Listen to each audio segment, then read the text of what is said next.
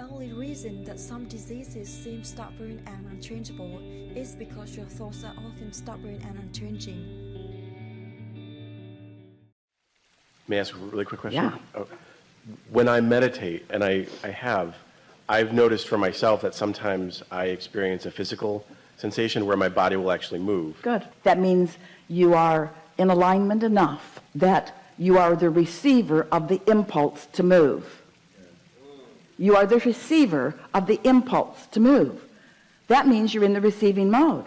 So just sit there. Now, don't try to make something up. Don't try to think of powerful thought. Ooh, I'm going to save the world. Don't get your mind in the way. As the woman said to her child, shut up. Just be still and be the receiver of the impulse. Be the receiver of the impulse. You are all the time. You're the receiver of impulses when you drive. You're the receiver of impulses when you yawn. You are the receiver of impulses when you sneeze. You are the receiver of impulses when you breathe. You are the receiver of impulses all the time. You just don't know that you are. But when you've deliberately quieted your mind and you're the receiver of this impulse, this is a really good thing. And then maybe in this setting, maybe in this moment of meditation, maybe that's as far as it will go. It's gone farther, and that's part of what the question I wanted to ask was, I had an impulse at one point to write, and I just kind of sat in that meditative state, whatever you want to call it, and I've felt my hand just write, but it's been through me as opposed to of me, if that makes any sense, or maybe I'm not saying. Well, it's all we've been talking about, so yeah, it makes some sense. Yeah. You know who you're talking to? I know, right.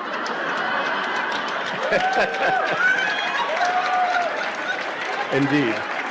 And them too, they get it too. And you say, if it makes any sense, I meditated and I received some stuff. I know you don't want to believe that.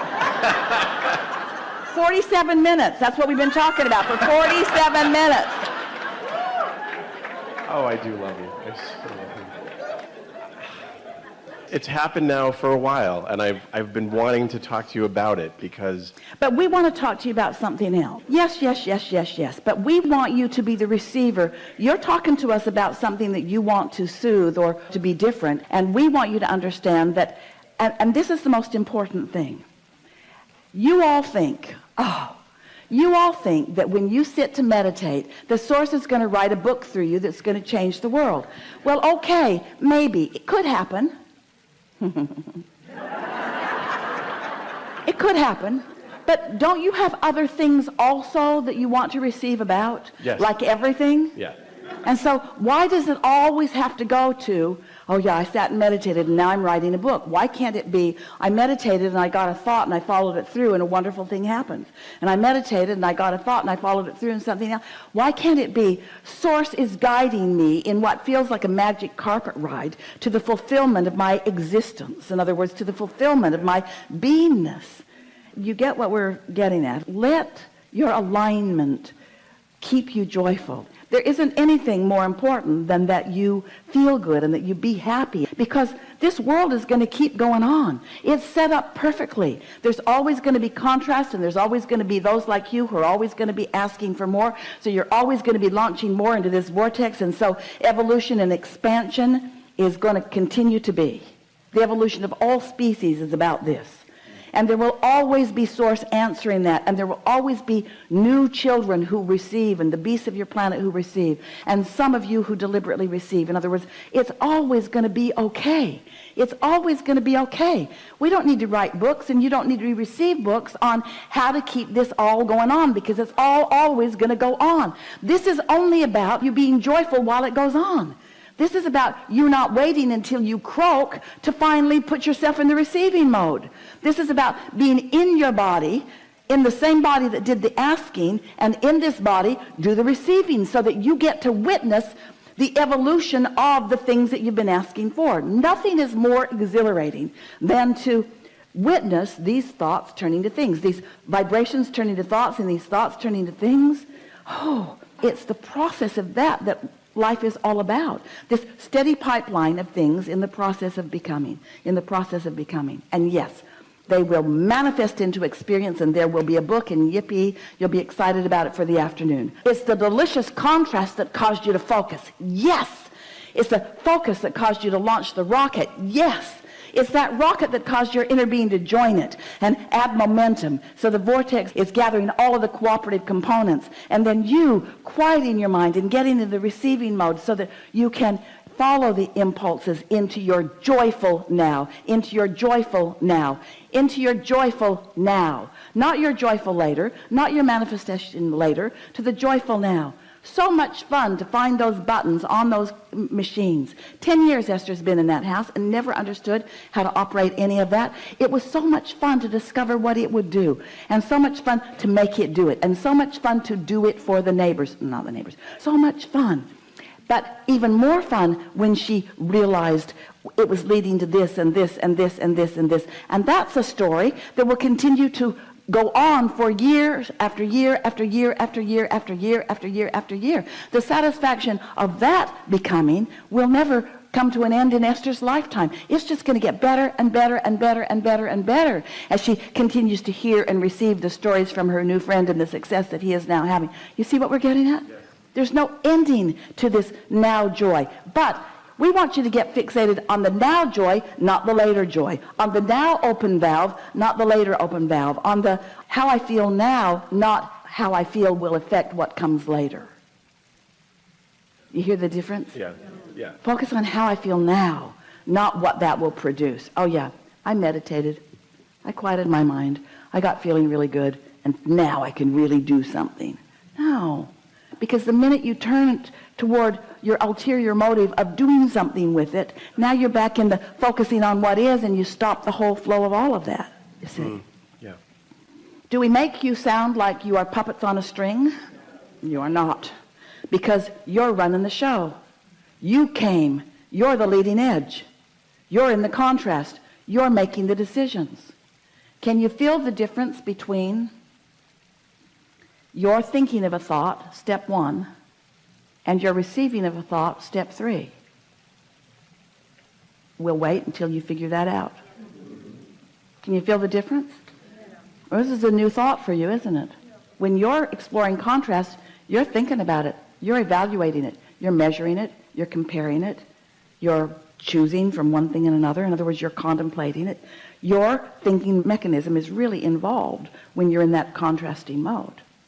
But once you've launched that rocket, and once Source has hold of it, don't you think it would be a good idea for you to listen in to see what Source thinks about it, and to see what resources have been gathered up for you, a steady stream of them? So it's like Source says, all right, we've got a beat on what you want, and you can keep exploring life, and you can keep amending your desire, and we'll keep feeding to you impulses and suggestions about how you might enjoy the evolution of this desire the most. Not how you can get to it the fastest, not how you can justify your existence by getting rid of this problem. How you can enjoy the unfolding of this desire the most. It's like the new ice cream store opened. Oh, they have so many beautiful things to choose from. And so you look and you choose and you get it, and then do you scarf it as fast as you can? Do you have an ice cream eating contest? Let's see who can make it disappear the faster. Or do you lick it and savor it and slow it down? Do you savor it? Do you make it last as long as you can? Do you enjoy it? That's what your inner being wishes for you on this journey. Let's just play with this for a minute. So let's say, it's not like this, but let's pretend just for a moment. Let's pretend that it took you 5 years of contrast to ask for something. It's not like that, but let's just say, just for, and now you've asked, and now you want it to manifest all of a sudden. No.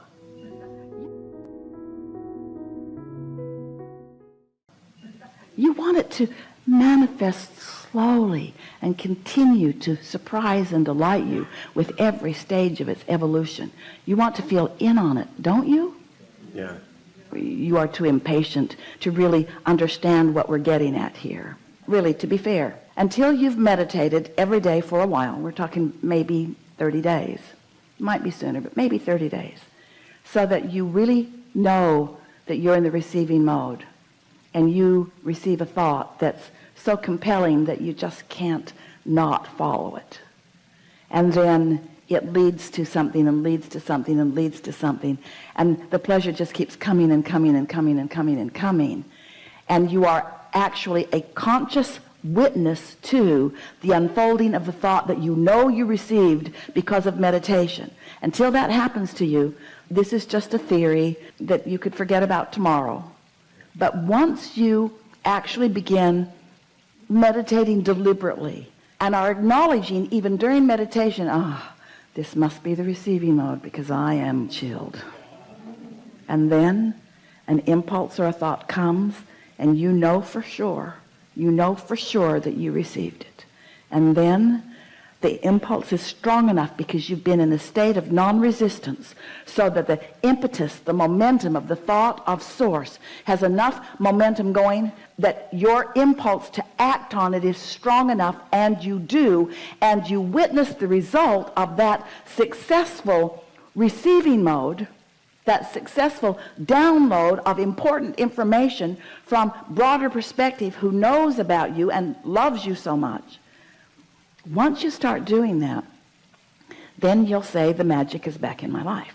Then you'll say, I'm invincible. Then you'll say, bring it on, contrast, because I just love having a new thought, because all I got to do is put it over there in the vortex machine, and the vortex machine will attract all the cooperative components, and when it's ready for me, Source will tell me. And I'll be ready for Source to tell me, because I'm ready every day for Source to tell me. I don't just meditate occasionally. Yeah, I have meditated. You said, I've meditated. I've meditated. I am a meditator. I meditate every day. Every day I put myself in the receiving mode. Every day I know Source has something to give me. Every day I'm ready to receive what I'm most ready to receive. Every day I'm as ready as I'm ready, and I'm only as ready as I'm ready, and I don't know how ready I am, but I'm ready enough, and I don't know how ready that really is, but I'm ready enough to sit and see how ready I am. I don't know how ready I am. Esther was ready enough to want to move her furniture around. And if someone had said, what are you doing today? And Esther had said, I'm moving all of the furniture around in 2 houses. I'm moving the furniture around. They would have said, is that the most productive thing that you can think of to do today? Are there other more productive things that you might do? Isn't there a book you might write? Don't you want to save humanity in some way? Really? Oh, yeah, I want to do all of those things. But what I really want to do is just move this furniture around.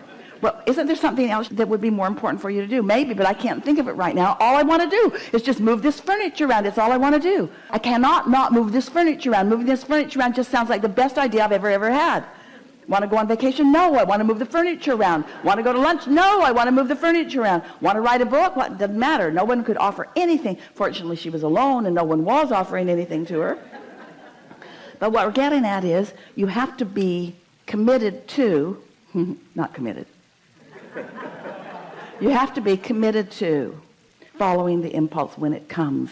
And then when you begin making the association between the impulse that came and the way it felt and the results of it, as you begin witnessing thoughts turning to things, then you will know that you're onto something really important. We think this is a really good time for a segment of refreshment.